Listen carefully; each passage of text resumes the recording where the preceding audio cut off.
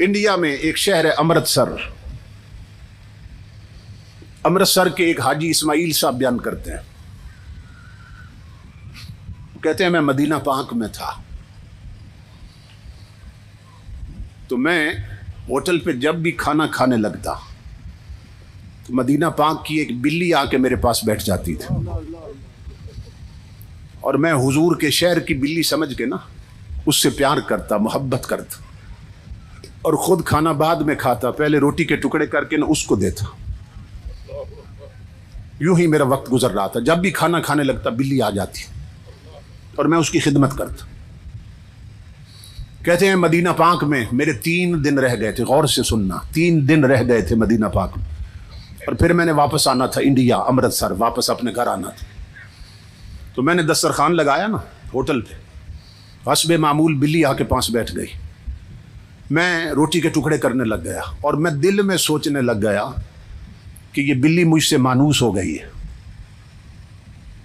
میری بیلی بن گئی ہے، پنجابی میں کہہ رہا ہوں، یہ مجھ سے مانوس ہو گئی، گھل مل گئی میرے ساتھ، جو جب بھی کھانا کھانے لگتا ہوں یہ آ جاتی ہے. تو میں نے 3 دن کے بعد وطن واپس جانا ہے، تو میں کیوں نہ حضور کے شہر کی بلی اپنے ساتھ لے جاؤں، حضور کے شہر کی نشانی بنا کے میں اس بلی کو اپنے ساتھ لے جاؤں گا. حاجی اسماعیل کہتے ہیں لوگوں اللہ کی عزت کی قسم، یہ بات میں نے دل میں سوچی تھی کہ بلی کھانا چھوڑ کے چلی گئی.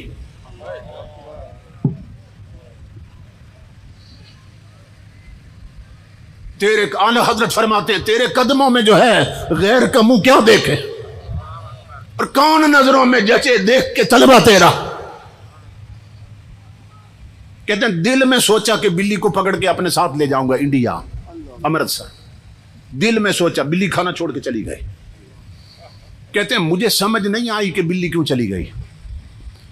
مسجد نبوی میں اذان ہوئی زور کی، میں نماز پڑھنے گیا. میرا معمول تھا کہ ہر نماز کے بعد حضور کی جالیوں پہ نا میں صلاۃ و سلام پیش کرتا تھا، پھر پلٹ کے آتا تھا، ہر نماز پر سلام پیش کرتا تھا. زور پڑھ کے جب میں سلام پیش کرنے گیا نا جالیوں پہ، تو بلی جالیوں کے ساتھ لگی بیٹھی تھی. کہتے ہیں مجھے پھر بھی خیال نہیں آیا کہ راز کیا ہے.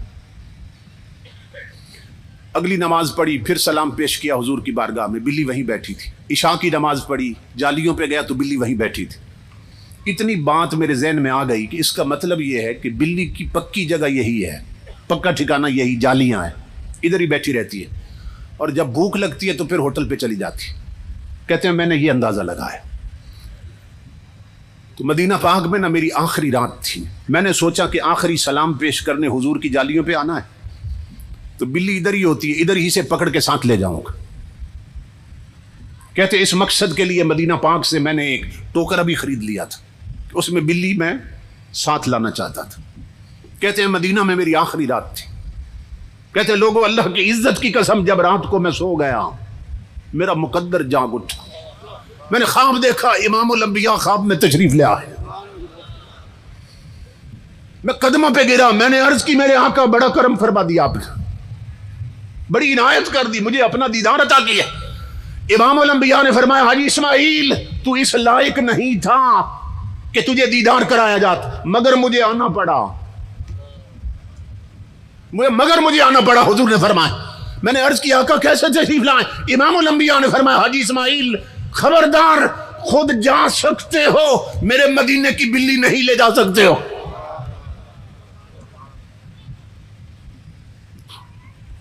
حاجی اسماعیل کہتے ہیں میں خواب میں قدموں پہ گرا. میں نے عرض کی اللہ کے حبیب یہ تو بات میں نے کسی سے ذکر نہیں کی، بتایا نہیں، اپنے دل کا فیصلہ تھا کہ بلی ساتھ لے جانی ہے. امام الانبیاء نے فرمایا آج کی بات نہیں ہے، 3 دن ہو گئے وہ کچھ کھائے پیے بغیر میری جالیوں سے لپٹ کے فریاد کر رہی ہے کہ اے تاجدار مدینہ، مجھے تیرے شہر سے جدا کرنا چاہتا ہے، مجھے بھوکا رہنا منظور ہے، مدینے کی جدائی منظور نہیں ہے. آقا مجھے بچا لیں، مجھے مدینے سے جدا کر رہا ہے. امام الانبیاء نے فرمایا حاجی اسماعیل میں حکم دینے آیا ہوں، خود جا سکتے ہو، مدینہ کی بلی نہیں لے جا سکتے. میں نے جب یہ واقعہ پڑھا امام الانبیاء کے غلاموں تو ذہن میں بات آئی، جو رسول بلیوں کی سنتا ہے وہ امت کی بیٹیوں کی کیسے نہیں سنے گا اگر بیٹیاں بیٹیاں بن کے رہیں؟ اگر بیٹیوں کے سر سے دوپٹے اتر جائیں وہ امت کی بیٹیاں نہیں رہتی. اگر ان کے آدھے جسم ننگے ہو جائیں وہ پھر بیٹیاں نہیں رہتی. اگر وہ میک اپ کر کے بے پردہ بازاروں اور پارکوں میں پھریں تو پھر وہ امت کی بیٹیاں نہیں رہتی ہیں. جس تاجدار کائنات کی غیرت کا حال یہ ہے کہ تاریخ میں ہے کہ ایک جنگ میں غزوے میں حاتم طائی کی بیٹی قیدی بن کے حضور کے سامنے آئی. کافر کی بیٹی تھی مگر دکم پیل میں نہ اس کے سر کی چادر کہیں گر گئی تھی. صحابہ کہتے ہیں جب اللہ کے حبیب کی نظر پڑی نا اس پر حضور دوڑ پڑے اس کی طرف اور اپنی کالی کملی جس کی عظمت کی فرشتے قسمیں کھاتے تھے وہ کافر کی بیٹی کے سر پہ ڈال دی. فرمایا میری بیٹی اپنا سر ڈھانپ لو جسم ڈھانپ لو. وہ چیخنے لگی کہنے لگی محمد عربی صلی اللہ علیہ وسلم یہ بات میری سمجھ سے ماورا ہے. اتنی محبت کے ساتھ آج تک میرے سر پہ چادر میرے سگے باپ نے نہیں رکھی. آپ دشمن ہو کے میرا سر ڈھانپ رہے ہیں. سننا امام الانبیاء نے کیا فرمایا؟ فرمایا سن تو ابھی میرے دین سے ناواقف. میرا دین اور مشن یہ ہے کہ بیٹی کافر کی ہو پھر بھی بیٹی ہوتی ہے. میری ماں بہنوں بیٹیوں جس رسول نے کافر کی بیٹی کا ننگا سر دیکھا تھا دل اتنا تڑپا تھا کہ اپنی چادر اس کے سر پہ ڈال دی تھی. آج اس رسول کا کلمہ پڑھنے والیوں نے اپنے جسم تک ننگے کر لیے. حضور کے دل پہ کیا بیت رہی ہوگی؟ وہ جو رہ رہے ہیں مدینے میں کوئی ان کو جا کے یہ دے خبر وہ چلی ہیں زور کی آندیاں کہ چمن حضور کا اڑ چلا. اس لیے میرے ماؤں بہنوں بیٹیوں اپنے اترے ہوئے دوپٹے سروں پہ واپس لاؤ. چھنا ہوا یا آنکھوں کو دو. اپنی پیشانیوں میں سجدوں کا نور بھرو. تم گھر سے باہر نکلو تو ایسے نہ لگے کوئی فلمی ناگن جا رہی. ایسے بن کے نکلو پتہ چلے فاطمہ زہرا کے در کی کنیز جا رہی ہے. جوانوں اپنے پاؤں کو مسجدوں کے راستوں پہ چلنے کا عادی بناؤ. بزرگوں بھائیوں جب اولاد کچھ سیکھنے کے قابل ہو تو اسے انگلش میڈیم سکول میں بعد میں بھیجو. اس کی گتی میں نبی کا قرآن پہلے ڈالو تاکہ مدینے سے خیرات آتی رہے اور رابطے جڑے رہے. ہمارے سامنے علامہ اقبال کی مثال. آپ نے کبھی سوچا کہ داڑھی بھی نہیں تھی اور یورپ میں پڑھتے رہے تو اقبال کو علامہ کیوں کہا جاتا ہے؟ علامہ تو مولانا کو کہتے ہیں نا. مولوی صاحب کبھی کہہ دیتے ہیں کبھی مولانا صاحب کبھی علامہ صاحب. یہ تو علماء کو کہتے ہیں نا علامہ. تو اقبال کی داڑھی بھی نہیں تھی تو اس کو علامہ اقبال کیوں کہتے تھے؟ یورپ میں تو قائد اعظم بھی پڑھتے رہے مگر کوئی علامہ محمد علی جناح تو نہیں کہتا. پھر سبب کیا ہے کہ اقبال کو علامہ کیوں کہا جاتا؟ تو اقبال کی زندگی پڑھو تو آپ کو پتہ چلے گا. اقبال کے والدین نے اسے انگریزی بعد میں پڑھائی ہے. اس کی گھٹی میں نبی کا دین پہلے ڈالا ہے. اقبال نے انگریز فلسفیوں کو بعد میں پڑھا. رومی جامی اور سادی کو پہلے پڑھا کیونکہ گھٹی میں قرآن تھا اور دین تھا اقبال کی. اس لیے یورپ میں پڑھ کر بھی جب وہاں سے نکلا ہے تو سر جھکا کے نہیں نکلا, سر اٹھا کے نکلا اور اعلان کرتا نکلا ہے خیرہ نہ کر سکا مجھے جلوہ دانش فرنگ. سرما ہے میری آنکھ کا خاک مدینہ و نجف. کہتے یورپ والوں تمہارے پبوں اور کلبوں میں تمہاری بیٹیوں کے تھرکتے ہوئے ننگے جسم بھی اقبال کو اپنی طرف مائل نہیں کر سکے. کیوں کہ بچپن میں ماں نے آنکھوں میں سرما ہی خاک مدینہ کا لگایا تھا.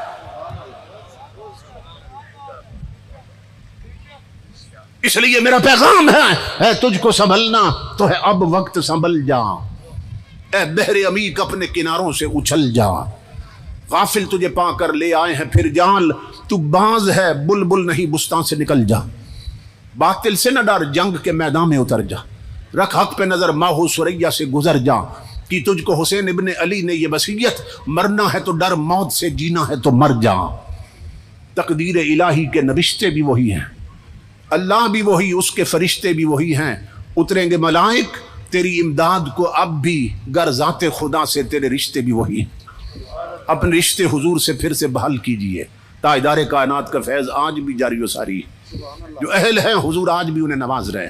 سب پہ نگاہ رحمت لگی. اپنی جھولیاں پھیلا کر حضور سے خیرات مانگیے. چمک تو اس سے پاتے ہیں سب پانے والے، میرا دل بھی چمکا دے چمکانے والے، تو زندہ ہے واللہ تو زندہ ہے واللہ، میری چشم عالم سے چھپ جانے والے۔ اللہ رب العزت ان بھائیوں کو جنہوں نے اس پروگرام کا اہتمام کیا اور ہمیں جمع کیا اور اتنی محنت کی، وہ سب آپ کے سامنے ہیں۔ اللہ رب العزت انہیں اجر عظیم عطا فرمائے، ان کی مسائی جمیلہ کو شرف قبولیت سے نوازے اور انہیں لمبی عمر بالخیر عطا فرمائے، اور یہ جو نوکری اللہ ان سے لے رہا ہے ان کی نسلوں میں یہی نوکری چلتی رہے، اور قیامت تک اللہ رب العزت ان گھرانوں پر اپنا رحم فرمائے۔ وما علینا الا البلاغ۔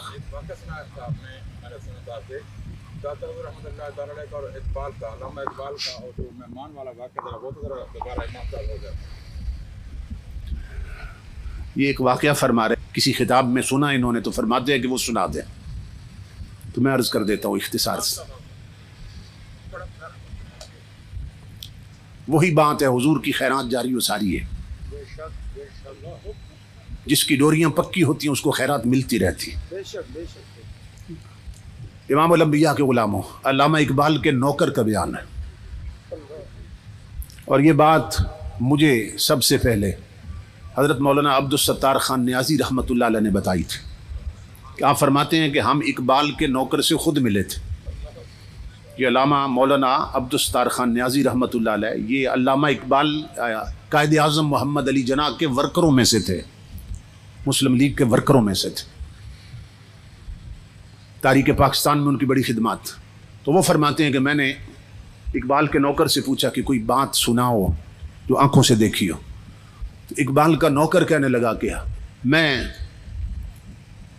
سویا ہوا تھا اپنے کمرے میں، رات کے 2, 3 یا 4 بجے کا وقت ہوگا کہ علامہ اقبال نے مجھے آ کے جگایا اور مجھے فرمانے لگے کہ میرے ایک معزز مہمان آئے ہیں، تو اٹھو ان کے لیے کہیں سے تازہ لسی بنوا کے لاؤ۔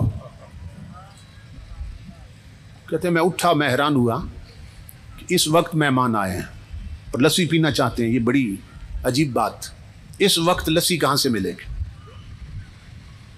وہ کہتے ہیں میں کچن کی طرف گیا، میں نے کہا برتن لے کے جاتا ہوں، نکلتا ہوں، دیکھتے ہیں کہاں سے ملتی۔ تو اقبال نے کہا برتن میں خود دوں گا۔ تو اقبال نے برتن خود دھویا اپنے ہاتھوں سے اور مجھے کہا کہ جاؤ کہیں سے لسی لے کے آؤ۔ میں برتن لے کے گھر سے نکلا، اور جب نکلا تو میں نے کہا دیکھو تو صحیح مہمان کون آئے۔ جب کمرے میں جھانکا تو روشنیوں سے ملتا جلتا ایک انسان بیٹھا تھا، جس کے چہرے پر نور کی بارش ہو رہی تھی، اور جس کے چہرے کی چمک نے کمرے کو منور کر دیا تھا۔ کہتے ہیں میں باہر نکلا، آنکھیں ملتا جا رہا تھا، اس وقت لسی کہاں سے ملے گی؟ تو جب گلی کے کونے پہ پہنچا نا، موڑ پہ، تو وہاں دیکھ کر حیران ہو گیا کہ ایک بابا جی بیٹھے ہیں کھوکھا بنا کے اور لسی بنا رہے ہیں۔ تو میں حیران ہوا کہ یہ راتوں رات کھوکھا کا یہاں سے کیسے بن گئے، اور یہ کھوکھے والا بابا کون ہے؟ پھر دل میں خوشی بھی ہوئی کہ چلو کام قریب سے ہو گیا، یہ صبح تحقیق کریں گے یہ کھوکھا کس نے بنایا اور یہ بابا جی کون ہے۔ کہتا میں نے انہیں لسی کے لیے کہا، انہوں نے تازہ لسی بنا دی مجھے، تو میں نے کہا کہ پیسے کتنے ہیں؟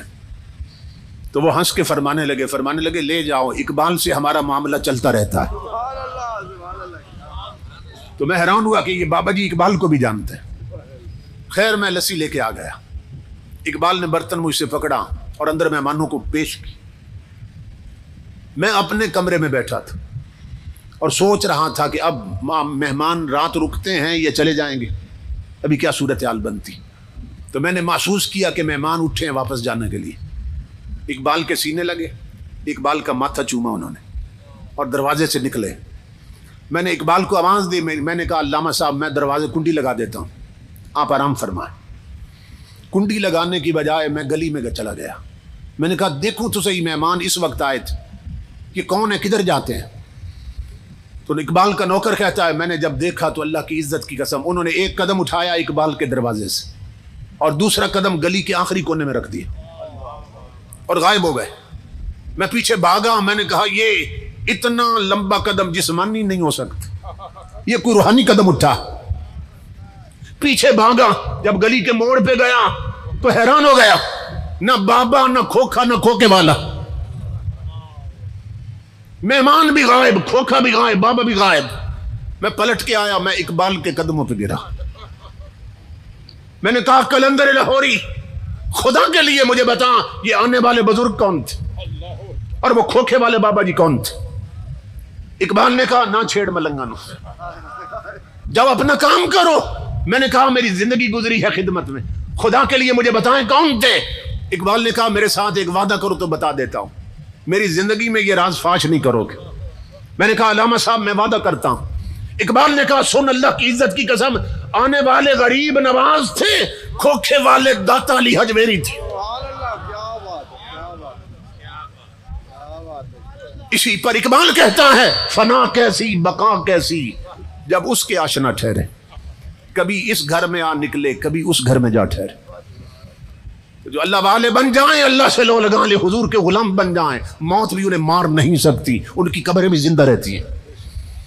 میں اپنے بھائیوں کا شکر گزار ہوں جنہوں نے اس عظیم الشان مجلس میں حاضری کا حکم دیا. قبلہ شاہ صاحب مقصود عالم شاہ صاحب اتاری زید مجدہ نے بڑی شفقت فرمائی. میرا خیال ہے کوئی 2 مہینے پہلے انہوں نے حکم دیا اور پھر مسلسل رابطے میں رہے. اللہ رب العزت ان کا سایہ تمام دوستوں کا اہل سنت کے سروں پہ قائم رکھے اور ان کی کاوشوں کو شرف قبولیت سے نوازے. ہم سب کی حاضری قبول فرمائے. وما علینا الا البلاغ.